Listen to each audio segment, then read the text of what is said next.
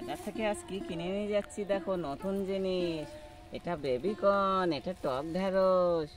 কেউ কেউ এগুলোকে আবার রজেল্লা বলে, কিন্তু আমরা বলি টক ঢেঁড়স।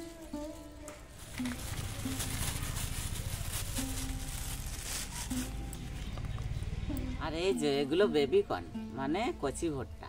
একটু সাজিয়ে নেই, দেখতে ভালো লাগবে। দেখো কত সুন্দর সাজিয়ে নিলাম। এবার যাই রান্নাঘরে। আজকে হবে চিলি বেবিকর্ন, সঙ্গে রোজিলা চাটনি। চিলি বেবিকর্ন বানানো খুবই ইজি। দেখো আমি কিভাবে বানাই। প্রথমে বেবিকর্নগুলো এভাবে কেটে নেব। বেবিকর্নগুলো কেটে নিয়েছি। এবার রোজেল্লার পাপড়িগুলো এভাবে ছাড়িয়ে নিচ্ছি। এই যা,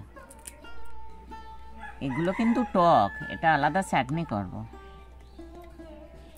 এই যে ভিতরে বীজগুলো বাদ দিলাম, তবে এগুলো জ্যাম জেলি বানাতে এগুলো লাগে। আজকে চিলি বেবিকর্ন বানাবো সম্পূর্ণ নিরামিষ পদ্ধতিতে। আমি এখানে নিয়েছি টমেটো আর ক্যাপসিকাম আর টমেটোগুলো আমি এইভাবে পাতলা করে কেটে নেব। চিলি বেবিকর্নের জন্য সবজিটা কেটে নিলাম। এবার মশলাটা রেডি করে নিচ্ছি।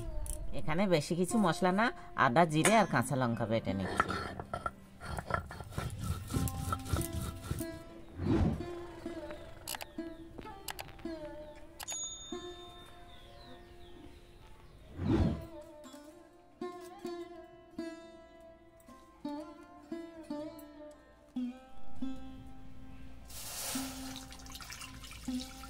বেবিকর্নগুলো একটু সিদ্ধ করে নেব।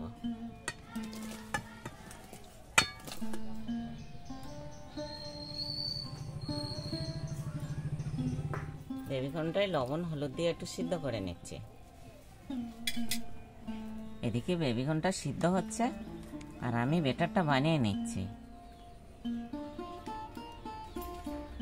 আমি এখন এটা দিয়ে নিচ্ছি কর্নফ্লাওয়ার মানে ভুট্টার আটা। এবারে এর মধ্যে দিয়ে দিচ্ছি একটু বেসন। এবার পরিমাণ মতো লবণ হলুদ দিয়ে নিচ্ছি। আর এর মধ্যে দিয়ে দিলাম একটু লঙ্কার গুঁড়ো, তাহলে ঝাল ঝাল হবে, ভালো লাগবে। এবার অল্প একটু জল দিয়ে ব্যাটারটা বানিয়ে নেব। ব্যাটারটা ঠিক এরকমই রাখবো। এর মধ্যেই সিদ্ধ বেবিকর্ন দিয়ে ভেজে নেব। দেখো এরকমই। এগুলো সিদ্ধ হয়ে গেছে, আমি তুলে নিচ্ছি। এখন ব্যাটারে দিয়ে এগুলো ভেজে নেব। এই যে সিদ্ধ বেবিকর্নগুলো আমি ব্যাটারের মধ্যে ঢেলে মাখিয়ে নিচ্ছি। এগুলো পকোড়ার মতো করে ভেজে নেব।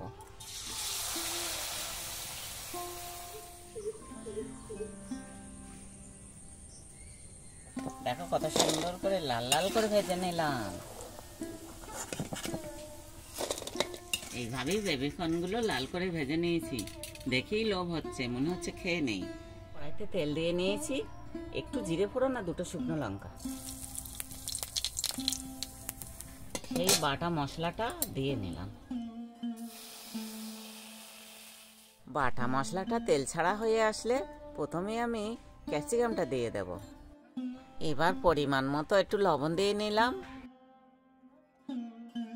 আর সেই সঙ্গে একটু হলুদও দিয়ে নিলাম। এবার টমেটো দিয়ে নিচ্ছি। টমেটোটা পরে দিলাম কেন, যাতে ক্যাপসিকামটা একটু সিদ্ধ হয়, কষিয়ে নেব একটু। এবার জলে সামান্য একটু কর্নফ্লাওয়ার মিশিয়ে সবজির মধ্যে ঢেলে দেব। ভেজে রাখা বেবিকর্নগুলো দিয়ে নিলাম। কালারের জন্য একটু কাশ্মীরি লঙ্কা দিয়ে নিচ্ছি।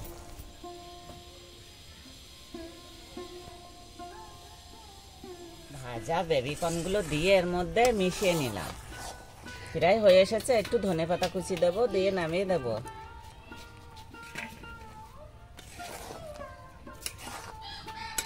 হয়ে গেছে, এবার নামিয়ে দিচ্ছি।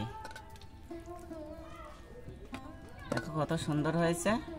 চিলি বেবিকর্নটা হয়ে গেছে। এবার সেই রোজেলার চাটনি বানাবো। রোজেলা বা টক ভেন্ডি এটা চাটনি করার জন্য কড়াইতে দুটো শুকনো লঙ্কা একটু সর্ষের তেল দিয়ে দিচ্ছি। এবার একটু সর্ষে ফোড়ন দিয়ে নিলাম। এখন টক ঢ্যাঁড়সের পাপড়িগুলো দিয়ে নিচ্ছি। পরিমাণ মতো লবণ আর হলুদ দিয়ে নেব। দেখো কেমন কড়াইতে দিতে দিতেই গলে যাচ্ছে, এর আলাদা করে সিদ্ধ করার প্রয়োজন হয় না। এবার পরিমাণ মতো জল দিয়ে দিচ্ছি। এগুলোর এত সুন্দর জ্যাম জেলি বানানো যায়, তোমরা বাড়িতে বানিয়ে দেখো। এবার চিনি দিয়ে দিচ্ছি। এই যে আমার গোলাপ সুন্দর চাটনিটা হয়ে গেছে, এবার নামিয়ে দেব। এই যে সেই রোজেল্লার চাটনি, দারুণ লাগে খেতে।